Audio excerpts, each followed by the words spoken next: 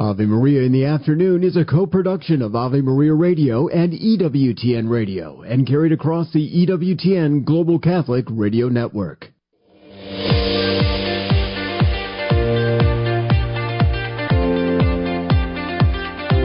Welcome to Ave Maria in the Afternoon, examining the world through the lens of faith from the heart of the Church to help us navigate the culture.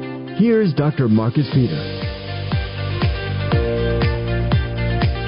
Good afternoon. Thank you very much for joining us on this hour of Ave Maria in the Afternoon. I'm Marcus Peter. Beginning with a conversation with my friend Andrea Picciotti-Bayer, who joins us every Wednesday, we want to talk about a federal appeals court in Philadelphia. They ruled against the Little Sisters of the Poor. And if you're wondering, gosh, the Little Sisters of the Poor are in the news and in the courts again, Yes. Governments that constantly push liberal ideologies, progressivist frameworks and policies see organizations like Catholic religious organizations, including organizations of sisters, groups of sisters, who want to do nothing more than uphold the dignity of human life and the care of, in this case, women and children. And so the Little Sisters of the Poor are now brought to the courts again in their long-running legal dispute over contraception mandates by the government. And a lot of this raises a tremendous amount of issues that really need to be talked about. Andrea and I will discuss how the Federal Appeals Court is really pushing third-party interests ahead of and making them state mandates, or at least making them state interests, and therefore bringing them against the Little Sisters of the Poor in violation of the First Amendment rights, in violation of establishment clauses. And so at the end of the day, Andrea and I both agree that we will see victory for the sisters, but not without tremendous amount of cost and tremendous amount of effort litigating at the level of the courts. We go on from there to speak about how recent data from the Centers for Disease Control show that our younger generation are among the most depressed and anxious in history. Jack Reichert has found that many of these young people know something is wrong in society, but when they search for answers, they're unsatisfied with what they hear. And let's face it, the repleteness of social media for the answers don't actually hit the soul where it needs to be hit, which is the need for finding the fullness of truth in Christ Jesus and His church. So Jack joins us to talk about breaking free from this dictatorship of relativism. And finally, we speak with my friend Peter Laffin. When Donald Trump announced his candidacy in 2015, few experts gave him a chance. He wasn't part of America's political elite, and yet here we are at his second term. We talk about all of this after the headlines. Thanks, Marcus. Good afternoon, everyone. This is your Ave Maria Radio News. For Wednesday, August 20th, it's the Feast of St. Bernard of Clairvaux. Today's news brought to you by Visiting Angels, providing loving care and assistance for seniors in need at visitingangels.com.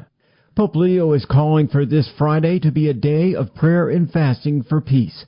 He made the announcement during today's general audience. Pope Leo said the day is an act of imploring the Lord to grant us peace and justice, and to wipe away the tears of those who suffer because of ongoing armed conflicts. The Israeli military will move forward with plans to take over Gaza City. According to an Israeli military official, troops reached the city's outskirts and have begun moving tents in for people who will be displaced. Prime Minister Benjamin Netanyahu is also weighing Hamas' ceasefire proposal.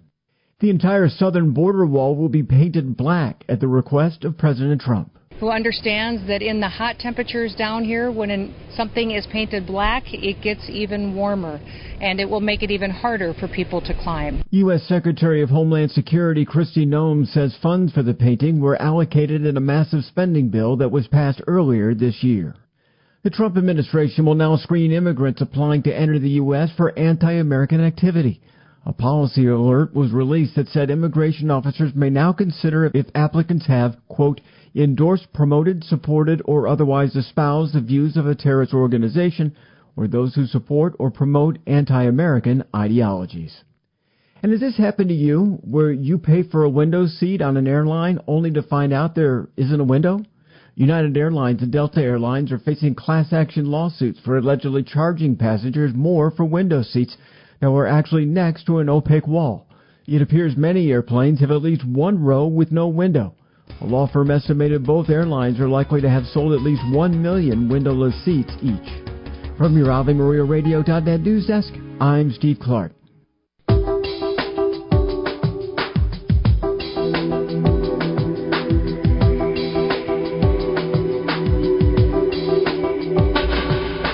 Good afternoon and welcome back. I'm Marcus Peter. A federal court has ruled against the Little Sisters of the Poor in their long-running legal dispute over government contraception mandate. We look at this latest challenge to religious liberty with our friend Andrea Picciotti-Bayer, who is legal analyst for EWTN News and director of the Conscience Project. You can follow her work at conscience-project.org. Andrea, great to speak with you again. How are you? I'm doing well, Marcus. Thank you. How are you? I'm very well, thank you. Everything I've seen so far doesn't make this particular bit of news any more heartening. So for the sake of an overview for our listeners, if you could just present what has happened at the level of the federal court. Yeah, no, and I'm sure most of your listeners are like, wait, what? The Little Sisters of the Poor are back in courts again? Yes, they are. The Little Sisters, along with a number of faith-based groups, pushed back against the Affordable Care Act's contraceptive mandate, which was not even part of the Affordable Care Act, but was a regulation that was created basically to provide for women's preventative health care. And that mandate said that contraceptives, including abortifacients, needed to be included in covered employee health care plans. The Little Sisters, as well as EWTN, sued, saying, hey, this goes against our religious freedom rights, our free exercise rights, in violation of both the First Amendment and the Religious Freedom Restoration Act, which is a federal law that basically puts a check on the federal government, saying that the government can't interfere with free exercise unless a really high bar is reached. Well, they sued and they won, and then they won again in the Supreme Court. But this case has been brought by states, Attorney General, particularly the state of Pennsylvania, when Josh Shapiro, who's now the governor of Pennsylvania, was the Attorney General, challenging the religious and moral exemptions that were crafted to accommodate people like the sisters, and saying those exemptions, these rules to allow people to conscientiously object, were in violation of the Administrative Procedures Act, which is basically a rule to stop the government from doing things that Congress doesn't intend. Right. And so there's like layers upon layers of irony here, Marcus. It's clear that although this decision came down not favorable for the Trump administration's defense of these exemption rules and at the expense of the Little Sisters, I'm pretty confident that whether it's the Court of Appeals or the Supreme Court, the sisters will be victorious. But there's a good reminder here that it's not without expense. It's the expense of the legal team that's representing them, Beckett Law, which is amazing, but also a diversion from their attention from their mission, which we all know is a beautiful mission of serving the elderly poor in the U.S. whose families, or whether they don't have families or their families can't provide for them. These sisters are doing heroic acts of mercy and shouldn't be asked to choose between their mission and their faith. In 2020, in California versus Little Sisters of the Poor, the Supreme Court upheld at that point that the sisters could in fact fall under the broader exemptions of the ACA and the RFRA. So once again, this is mildly disheartening to say the least.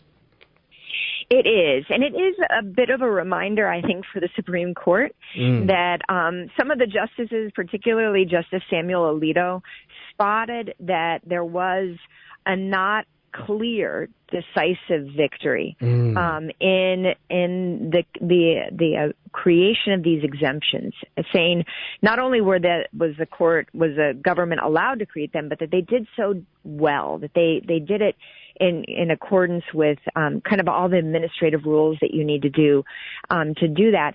That was flagged by one of my favorite justices, Justice Samuel Alito.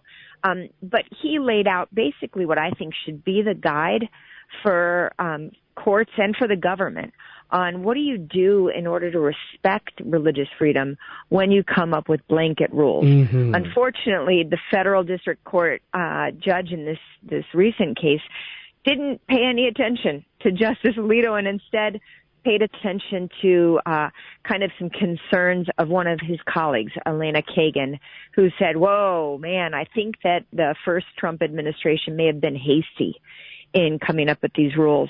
We all watched the creation of rules. It was very collaborative with different groups to make sure that conscience rights were being respected. Initial attempts just weren't allowing that appropriate distance. They were almost asking for employers to be facilitators of getting employees that wanted them or creating a system to facilitate contraception, even if it wasn't in the plan that they were offering. And many groups said, look, we cannot be a part of this. It's inconsistent with our beliefs. Again, irony upon irony. Not many nuns are in the business of looking, or none should be in the business of looking for contraception. But the idea in all of this is just collaborating in something that has intrinsic evil is something that should be respected. And I think that again, it's a good reminder that when someone says maybe we're not going far enough for protecting these litigants, that the court should be mindful of it. We don't want the Supreme Court to go beyond what they have to do, but oftentimes you need to be mindful of the rascals out there that are going to try to put the Little Sisters and other groups like them continually back in a position of defensiveness, where they really shouldn't be defensive against the government. Instead, the government should really let them do what they're called to do. Considering exactly what you just said, that big bad government is taking to task and frankly bullying at this point Little Sisters, I can't imagine that's a good look. That's a good optic on any media promo. But as faithful members of the Catholic Church, how concerned ought we to be that the Federal Appeals Court is really putting forth the state's interest in what is essentially a third-party right over and above the sisters' very legitimate religious liberty claims? That's a really, really great point, Marcus. The issue is, does the state of Pennsylvania even have a dog in this fight, right? To challenge the rule that was created by the federal government to protect the constitutional rights of a group of objecting Americans. That wasn't an issue that was raised or resolved by the district court. It was just basically taken for granted that they have the right to challenge, because there would be a burden on the state's coffers when people had to go to Medicaid, for example, to get different services. But I do think that that's worth raising on appeal, that Pennsylvania and other states that have jumped on this bandwagon to challenge these very, just kind of very narrow exemptions, don't really have a right to be before the courts in the first place. But even if they are, the rules, the federal government isn't supposed to begrudgingly accommodate. It has an affirmative responsibility to accommodate religious beliefs and conscience rights. And I think we should always, all of us as people of faith, talk about the greater the accommodation, the better, because no American should be forced to act against their will. You consider all of what you just shared, it becomes very clear, Andrea, that in this case, the Federal Appeals Court in Philadelphia is favoring secular exemptions. And like you and I have talked about before, how this really brings up Establishment Clause concerns, because very clearly this is violating neutrality toward religion. Yeah, no, you're absolutely right that there is now an awareness that the federal government has. Fortunately, the second Trump administration seems to get it. Yep. But this has gone kind of a ping pong for from administration to administration. The Biden administration was not as favorable, obviously, the Obama administration. So I guess, the issue is just keep praying for the sisters and keep standing up for religious freedom. Andrea, always a joy to connect with you. Thank you for speaking out about these issues. Thanks, Marcus. Have a great day. You too. My guest has been Andrea Picciotti-Bayer, legal analyst for EWTN News, director of the Conscience Project. We've been talking about the Little Sisters of the Poor facing a new legal assault in the Federal Appeals Court in Philadelphia. Stay tuned. I'm Marcus Peter. St. Therese once told her sister Celine that when we trust ourselves and not God, our soul becomes barren and incapable of virtue. Her remedy? External works of charity. We all try to do it on our own sometimes without asking for God's help. At St. Paul Evangelization, we suggest sharing the gospel with someone who needs it. Check out streetevangelization.com to find a team near you where you can share the love of Jesus. If there isn't one in your area yet, perhaps God is calling you to start a team in your city. To learn more, visit streetevangelization.com. Resetting your password, unsubscribing from emails, printing anything. Why are simple things sometimes so complicated? Thankfully, with an auto owner's insurance independent agent, getting the right coverage for your business doesn't have to be one of them, so you can get back to more important things, like learning how that printer works. That's simple human sense. Call Choice Insurance Agency at 734-641-4200. Hi, I'm Dr. Marcus Peter, host of Ave Maria in the Afternoon and Unveiling the Covenants. Ave Maria Radio has been at the forefront of dialoguing faith at the intersection of all things pertaining to human flourishing. We need your help. Our infrastructure is in urgent need of updating. We want to ask you to support us in this summer campaign. Every gift, no matter how big or small, will be useful to bringing the gospel to the ends of the earth. Thank you. You are broadcasting hope with us. Underwritten in part by the following nonprofit. Are you paying high prices with a traditional health insurance company that pays for things that violate your conscience? There's an alternative available. Solidarity HealthShare is a community of faithful individuals and families that never share into immoral medical services, all while saving you money with prices starting as low as $85 per month for singles and $512 for families. Never fund another abortion with your healthcare dollars. Call 844-313-4999 to learn more.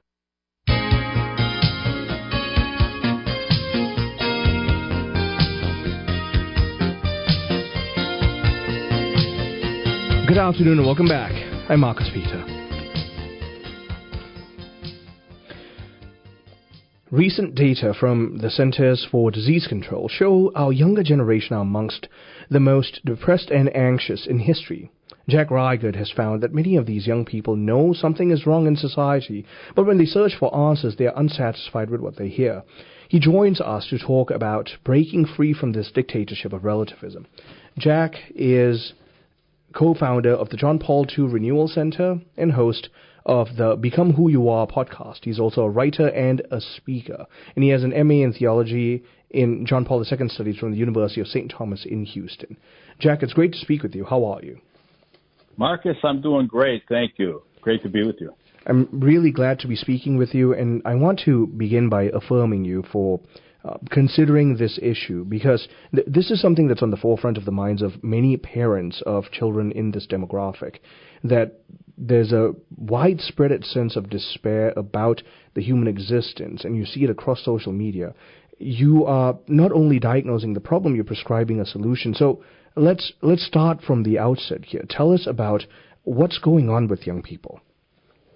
Yeah, it's a very interesting thing. You know, you could be in our work with young people, especially doing high school retreats and working with Gen Z. So we're talking about maybe 15, 16-year-olds up to, I call it up to, Marcus, to about 30 years old. Mm-hmm. And they always tell us every time I'm going into a presentation, you know, they don't have an attention span. These young men won't understand the message, et cetera. And it's wrong every time, Marcus. You know, when you don't speak down to them, and when you start to ask questions, they're looking for the truth. Yeah. And when they hear the truth, it's a power of Jesus Christ, Marcus. It's amazing. You know, you have to couch it a certain way. You have to speak a certain language, but at the end of the day, they're not satisfied, right? You know, they're in the porn culture. There are many, 100% of the young men we meet now have been exposed to hardcore pornography.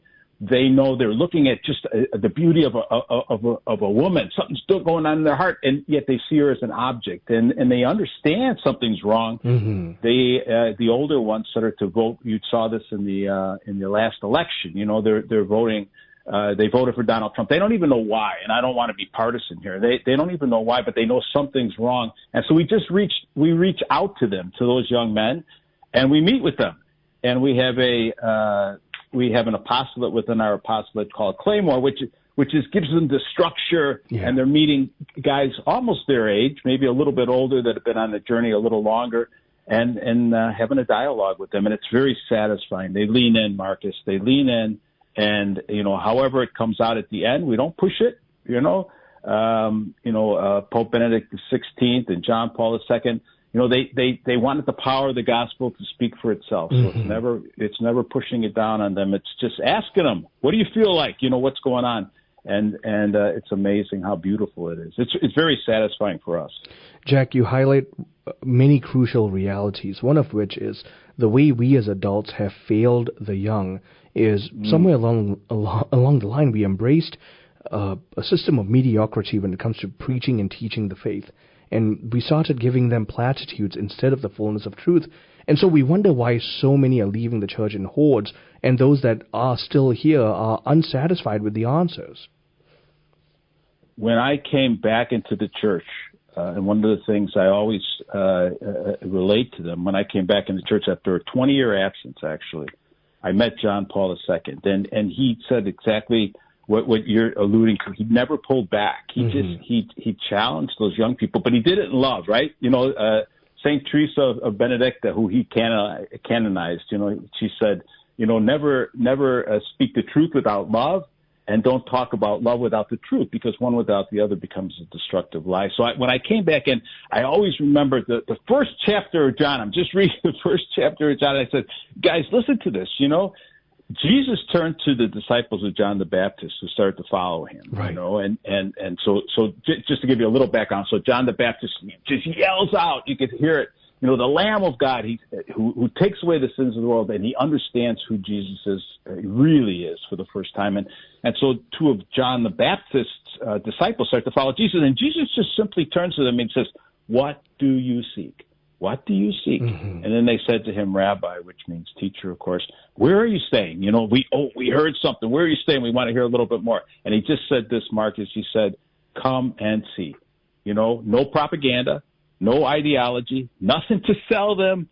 Just come and see me. Come and see the person.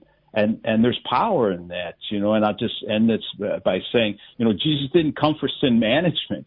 He came with power. And I think that earlier statement that you made, this mediocrity that we see, we forget that Jesus is a person. And if all we have to do is make the connection, right? I'm not the Messiah. I'm just the messenger. And Jesus comes with power. And we see it over and over and over again, Marcus. Which is reflective of the work you do at the John Paul II Renewal Center. And I guess on a pastoral level, one of the great concerns of many parents, knowing that it's inevitable that their children have been at some level exposed to the heinous lie of pornography, and if not that, depression, anxiety, the replete nonsense that they're finding on TikTok and social media. In light of all this, very pastorally and very practically, how can adults and parents introduce the young to Jesus Christ?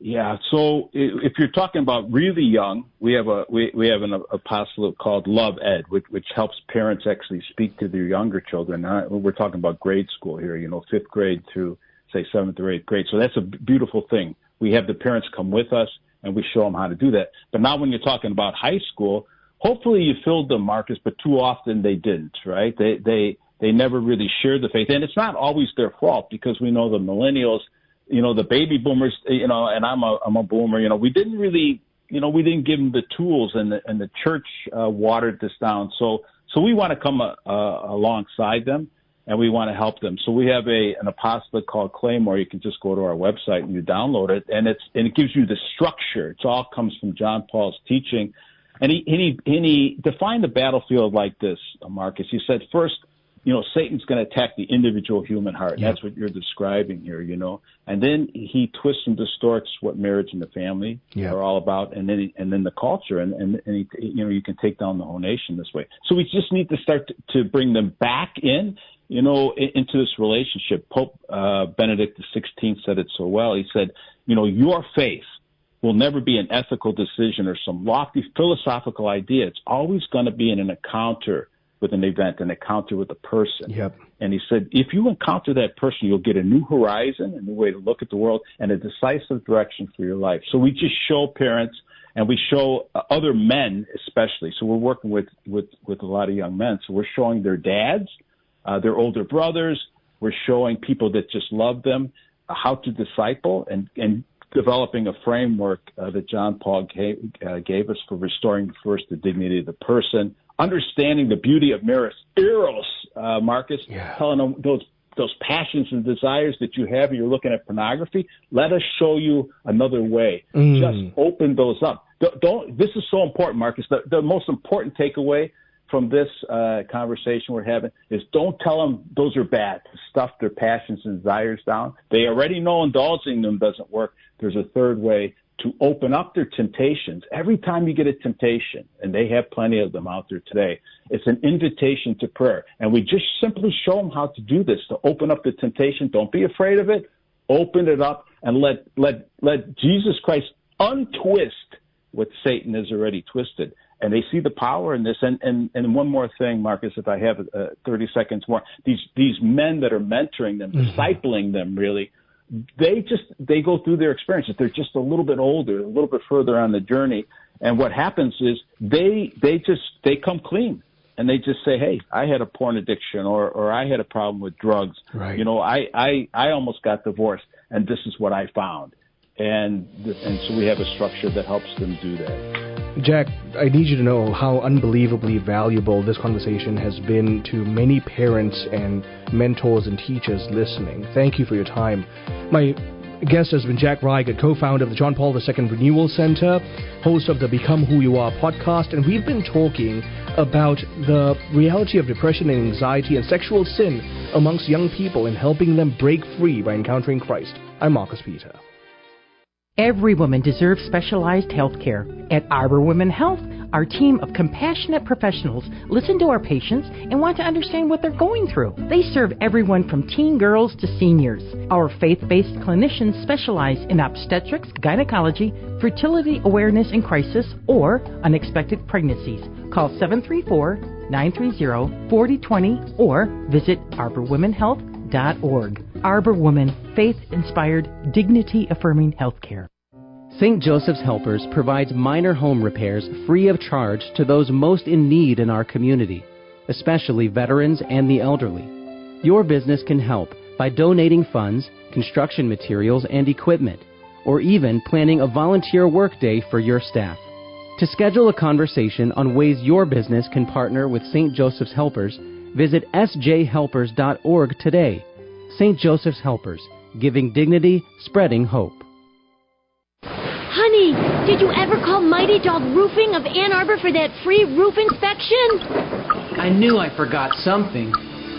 Roof leaks can cause mold buildup or even roof collapse. Protect your family today by calling local Catholics Dan and Mary Flanagan at Mighty Dog Roofing for a free inspection of your roof, siding, or windows.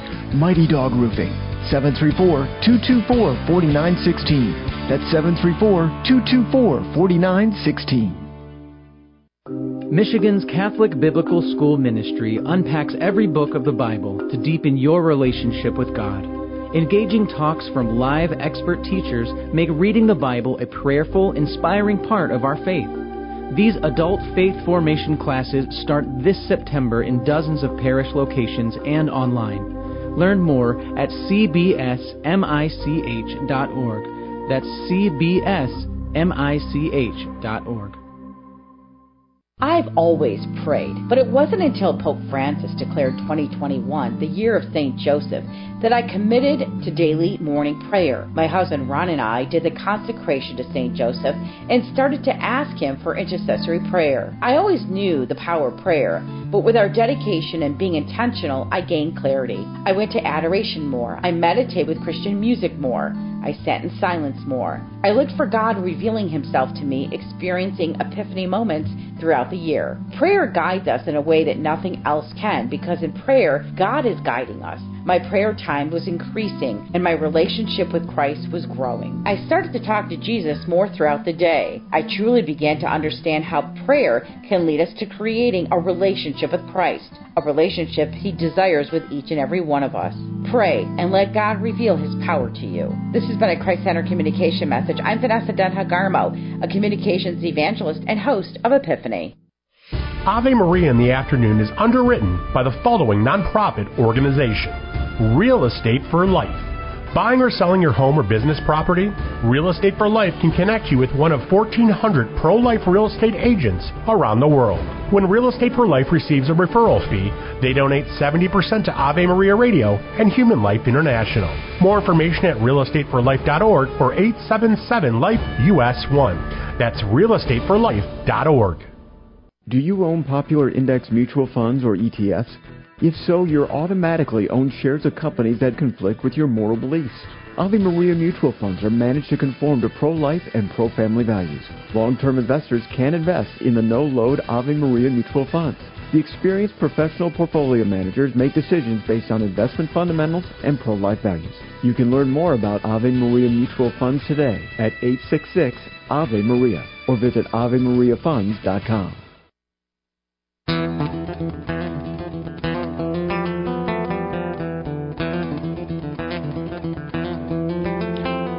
Good afternoon and welcome back. I'm Marcus Peter.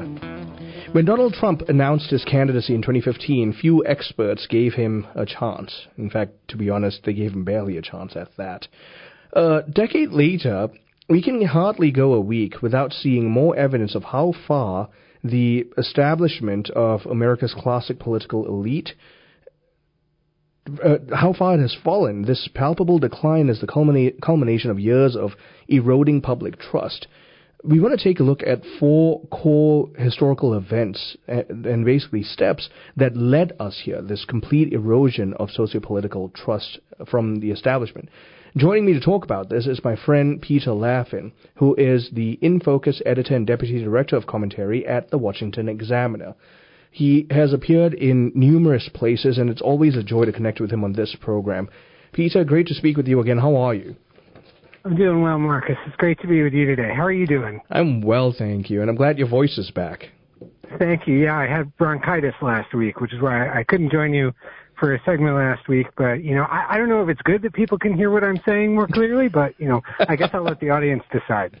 Well, I think it is. And I also greatly appreciate the fact that you compiled that you wrote this article compiling these 4 specific historical events. And before we start talking about them proper, I think it's important that we address the elephant in the room, that sociopolitical, the trust of the masses, of the ruling elite, if you will, is at an all-time low. I don't think we've ever seen this in this republic. No, certainly not in our lifetime have we seen this.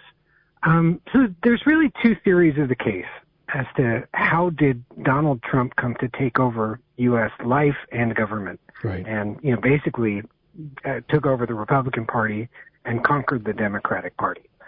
One theory says that he is an evil super genius, and he was able to just, you know, by the sheer power of his intellect and, you know, super villain abilities to manipulate people, overthrew a virtuous establishment that had been doing a great job, that America trusted, that are essentially the good guys. And we see the good guys in the legacy news media. We see them on, you know, a lot of times on CNN at night. Though I want to give, you know, some credit. It seems like there is a bit more of an acknowledgement that, you know, America isn't buying the shtick anymore. So that's one theory of the case, that he was a bad guy who outsmarted everyone and is manipulating the masses. The second theory of the case, which I think is the accurate one, which is what this article argues, is that he rose as a symptom of a different illness, a different sickness. Not to say that, you know, you're ill or sick if you voted for him, but he was able to rise. He was able to conquer the political establishment because they had become so corrupt and had been caught so many times telling lies, predicting things that didn't come true, and doing it in this unbelievably smug way that turned off the masses. and lies that had incredible consequences. Yeah. To the point where we don't listen to them anymore. We tune them out now when they talk down to America, when they attempt to control the narrative. And that's more of what I think happened in America in the last 10 years, is that their failure led to Trump's rise. I agree. There was a certain egalitarianism that existed in the political parties on both sides. We need to be very honest about this, on both sides, that led to a continued erosion of public trust that paved the way really to just how cataclysmic each of these four events were. So if you don't mind, let's at least start with the first one, the problem of weapons of mass destruction in Iraq. I'm going to open there, my friend. Just go ahead and tell us about how this was really problematic. Sure. And it's important that you say both sides, because the sides have changed. Yep. Donald Trump wasn't fighting against the Democrats 10 years ago. It started out, his rise in politics started with an assault on fellow Republicans. Mm-hmm. And that happened first at a debate in South Carolina in 2016. If we can go back into the 2016 primary for a moment, you had Ted Cruz win in Iowa, you had Trump win in New Hampshire, and South Carolina was seen as sort of the last stand to stop the Trump train. And Jeb Bush was thought to be very strong there, Marco Rubio, people who were thought to be very establishment, pro-military Republicans. And at that point, in 2016, Republicans didn't critique the Iraq War out loud. They didn't criticize the motives behind the Iraq War. They didn't criticize, that there were no weapons of destruction there. It was still very much taboo to do that. You either supported the troops or you didn't. And right. To support the troops meant that you swallowed everything.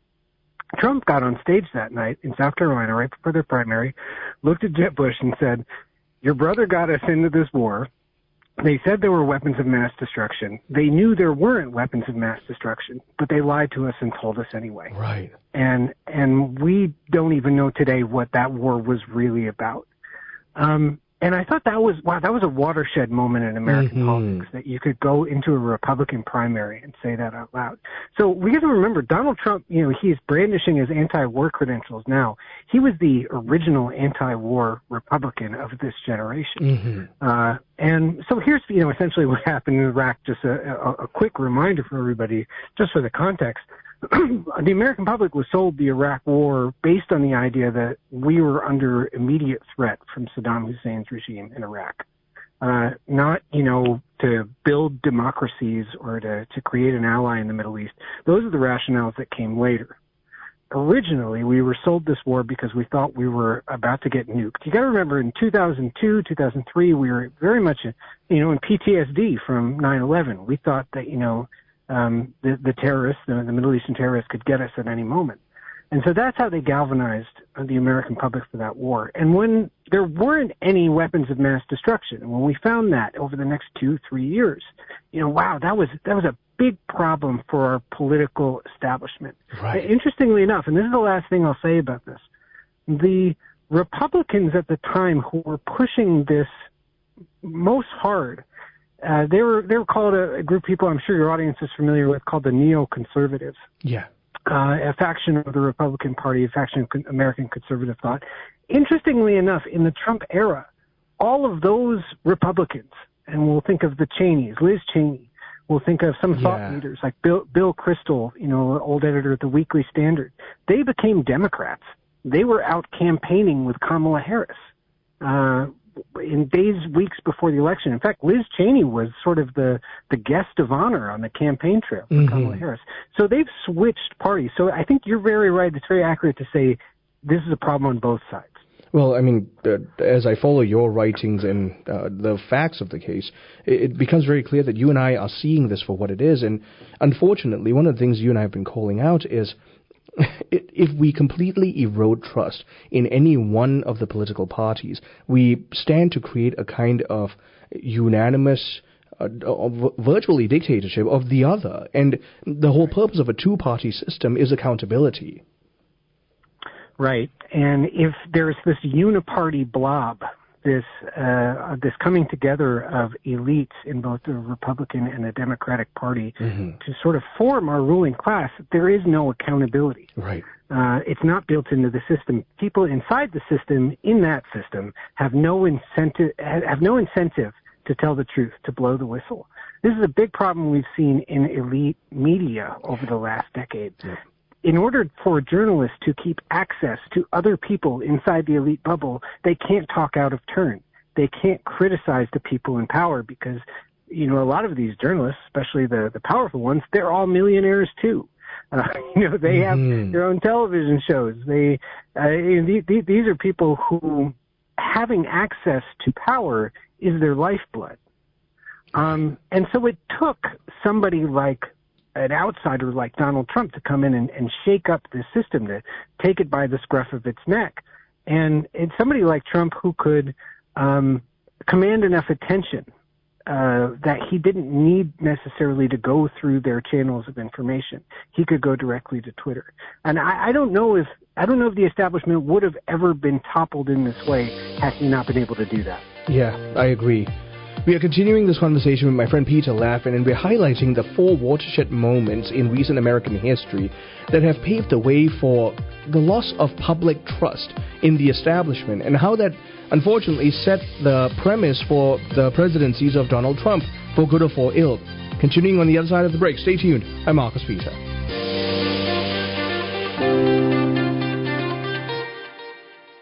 Catholic Charities of Shiawassee and Genesee counties have been providing health and creating hope since 1941.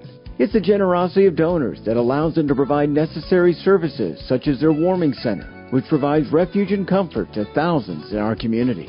They also offer hot meals in their soup kitchens and help families make ends meet in their community closet. Even the smallest donation makes a meaningful difference. Join us in their mission by giving a donation at CatholicCharitiesFlint.org. Honey, did you ever call Mighty Dog Roofing of Ann Arbor for that free roof inspection? I knew I forgot something. Roof leaks can cause mold buildup or even roof collapse. Protect your family today by calling local Catholics Dan and Mary Flanagan at Mighty Dog Roofing for a free inspection of your roof, siding, or windows. Mighty Dog Roofing, 734-224-4916. That's 734-224-4916.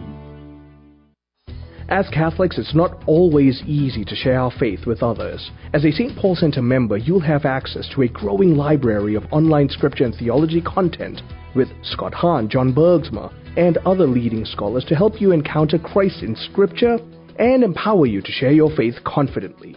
Know Christ, share Christ. Get started free at stpaulcenter.com/ave. That's stpaulcenter.com/ave. Hi, I'm Dr. Marcus Peter, host of Ave Maria in the Afternoon and Unveiling the Covenants. Ave Maria Radio has been at the forefront of dialoguing faith at the intersection of all things pertaining to human flourishing. We need your help. Our infrastructure is in urgent need of updating. We want to ask you to support us in this summer campaign. Every gift, no matter how big or small, will be useful to bringing the gospel to the ends of the earth. Thank you. You are broadcasting hope with us. If you've noticed improved sound from 990 AM, you'd not only be correct, but you have yourselves to thank. Donors like you to our Strong Towers Foundation is allowing us to make some improvements. Ave Maria Radio has a lot to go, but we wanted to thank you and share the small victories so that we can continue to transform lives while offering hope, guidance, and truth to all those that are searching. When I heard other business owners say they finally found someone in the credit card industry they can trust, I wondered how he could help me. So when Mark from Schisler CPC offered to show me where all the money goes for credit card processing with a free analysis of my business, I jumped on it. He reviewed how the industry works, where we could save, and offered a no-contract guarantee on savings and excellent customer service. I'm saving thousands of dollars a year. Schisler CPC. Trust in them. More information available on the Ave Maria website under Sponsor Business Directory. Ave Maria School of Law is the Roman Catholic law school in the United States. Consistently ranked in the Princeton Review as one of the best and most conservative law schools, as well as pre-law's most devout law school.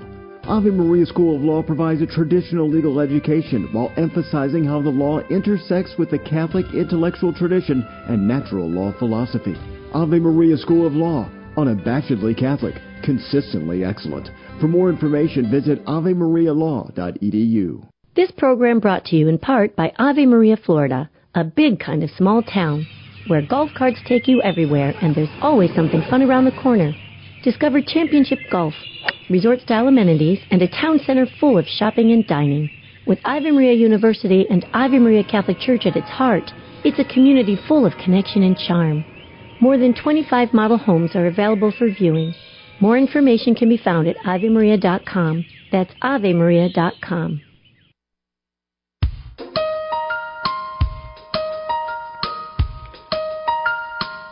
Good afternoon and welcome back. I'm Marcus Peter, talking with Peter Laffin, In Focus editor and deputy director of commentary at the Washington Examiner.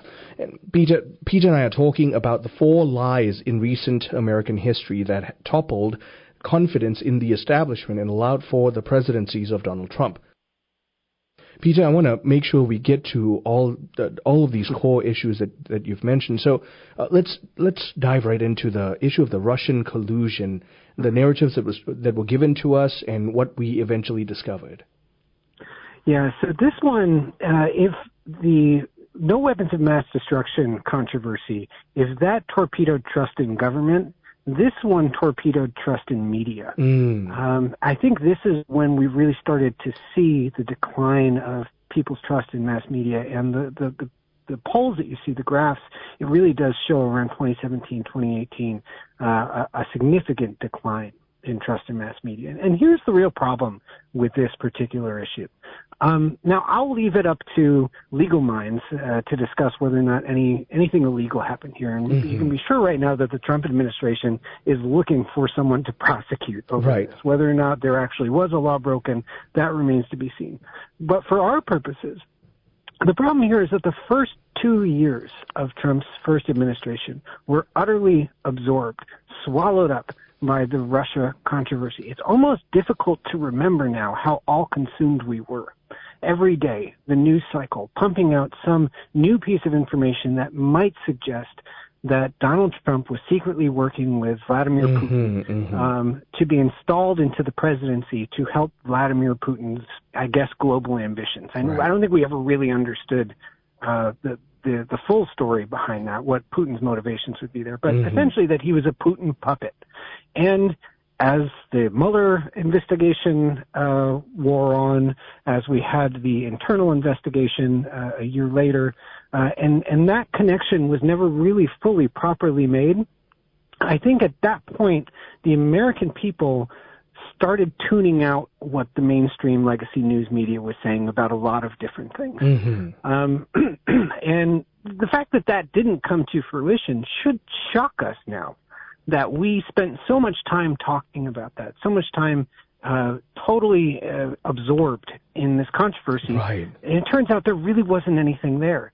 And if there was something there, it certainly wasn't big enough to warrant that kind of response. So I think that made a lot of people tune out from mass media, and in that way helped topple the establishment's communications arm, we'll say.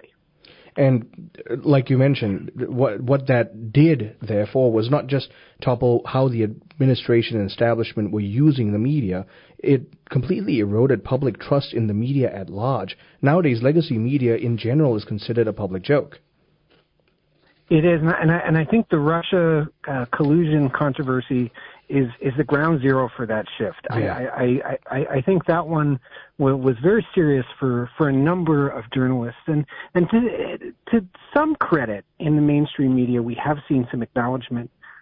Maybe we went a little too far there. Maybe we got out ahead of ourselves. I just remember, and I do this as a journalist. I watch how other media are reporting things. I remember turning on Rachel Maddow, say, for the first 6 months of that. And I was personally convinced, wow, maybe Trump really is a Putin puppet. Maybe we're being led by a phony candidate. There was so much emotional investment there. For that not to pay off was, simply insane. And now we see in, Trump's foreign policy, his dealings with Putin, we can pretty clearly see that he's not working on behalf of Vladimir Putin, and that the worst lies involved in that. This is one more thing I'll say about this. The worst lies about the Russiagate controversy came from something called the Steele dossier. The Steele dossier was a piece of phony intelligence, and I say phony because it actually was phony. The Hillary Clinton campaign bought and paid for this intelligence briefing from a former spy, and our intelligence services, the CIA, John Brennan, James Clapper, used this piece of campaign propaganda to start all of those investigations. And now that we understand more things like that, you can see how the establishment blob was functioning and what led to its downfall. Now, flowing from that, I'd love to expand just even that one issue, but just flowing from there, one of the ways, look, we just need to highlight this for the sake of truth, the COVID-19 falsehoods. And like I mentioned, I want to springboard off of the last conversation. The mass media did not gain any more supporters owing to this issue. If anything, their credibility eroded even further. Right, and with the COVID-19 lies, and I mentioned this in the piece, I just call it the COVID lies because there were so many of them, or misinformation, unfactual statements. If the Iraq War and the weapons of mass destruction hurt our trust in the government, and the Russia controversies hurt our trust in the media, COVID hurt our trust in our most important public establishments, governmental establishments, and in this case, public health. Anthony Fauci, we say many things we could write, and there will be more volumes of books written about Anthony Fauci. But I think for the purposes here, the important things to highlight is that in the beginning of this crisis, he looked straight into the camera and said, don't wear masks. They're useless. They might keep a big droplet off your face that somebody might spit on you, but they're not going to work for anything. And then a month later, he came out and changed that and said, well, you need to be wearing masks. This is really important. Everybody needs to be masked. Children need to be masked. You need to be masked when you're outside alone, walking your dog. And what was the reason behind that shift? Well, he admitted what the reason behind the shift was, I think about 8 months later. And it turns out he was trying to manipulate the public in his first statement, manipulate the public into not wearing masks because he thought there was a mask shortage. And so, we're Catholics. We don't lie in order to get a good outcome. We instinctively really distrust this kind of behavior because you don't do an evil to get a good. And let's say, that was the truth, that he was trying to manipulate us for a good reason, tell a noble lie. I don't think he understood, and I certainly don't think the media understood, how much damage a thing like that would do in the long run. And again, later on, what percentage of the U.S. population would need to be vaccinated in order to achieve herd immunity? Do you remember that one? Yep. It turns out he was fudging those numbers, and he later admitted again he was telling a noble lie about that, because at the time he didn't think that Americans would be able to they wouldn't respond well to hearing that 80% needed to be vaccinated, so he only said 60. And you see him on the news these years later talking about how he was lying and manipulating, and you can see on his face he thinks he's doing something noble. How tremendously hurtful that was to our trust in elite institutions. And finally, of course, there is the COVID's origin. This is something you and I could talk about. I would love to talk about this on the air all day tomorrow. You call me up, we'll do 12 hours on COVID origin because it's such an unbelievable and fascinating story. Anthony Fauci was undeniably part of a cover-up. And we know this because we've seen the emails now from Freedom of Information Act requests. We've seen him and Dr. Francis Collins plotting from the very beginning to shift the narrative away from the lab leak hypothesis and toward the natural origins theory. Yeah, I'll just say this really quick. They commissioned a paper to be written in Nature magazine that bashes the lab leak theory. Now, they did this very early on. They did it from a scientist, Christian Anderson.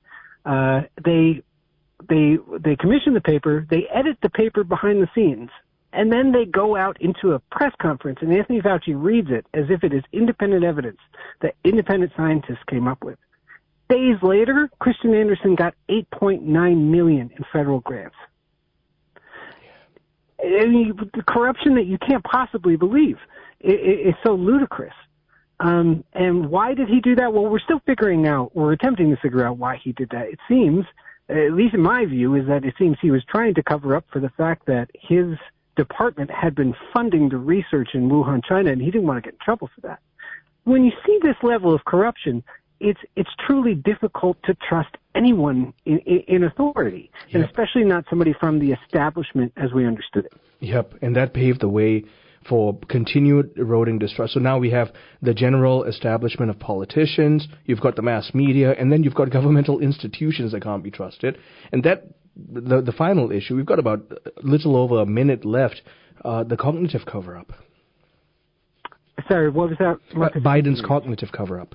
Oh, the Biden cognitive cover, of course. And this is the one that's gotten the most attention this year. Yeah. And thank goodness for Jake Tapper's tell-all, right? I mean, he was only telling all to the people inside the establishment bubble. Everybody else could see what was going on with Joe Biden. We saw the man speak. This is the level of control that they thought they had. And this one has gotten the most attention recently. I don't think it's as big of a story in America, in the American streets, in the American public, as it is within the establishment. Because I think what really happened, the great achievement here, was that one establishment person spoke out against another one. And we've kind of normalized that now. And I guess we can thank Jake Tapper for giving that little bit of credibility back to the legacy media. But in America, no. I mean, we all watched him for years. We understood that he wasn't really, at the height of his powers. Yep. And so that's putting it mildly. Big four lies. Yes. That's putting it kindly. And so we watched all of this unravel, and there are steps forward. We're running out of time, Peter, but we're going to have you on in the future because we've got to talk about how, especially all of our listeners on this program, can help move forward by reshaping the political landscape. Thank you for making the time today. Oh, my pleasure, Marcus. Yes, good Catholic people, go run for office. Amen. Amen. Amen. My friend Peter Laffin, the In Focus editor and deputy editor of commentary at the Washington Examiner. And we've been talking about the four lies that toppled the classical political establishment as we know it. And honestly, that really is the good remedy. Good, virtuous Catholics run for office.